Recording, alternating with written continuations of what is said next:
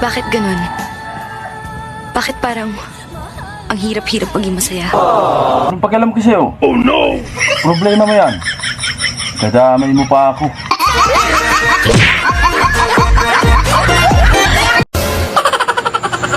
Ganito lang tong mukha ko.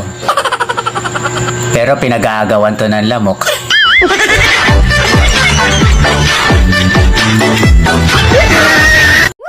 Kaya wag mag-alala, ipikit ang iyong mata, tara.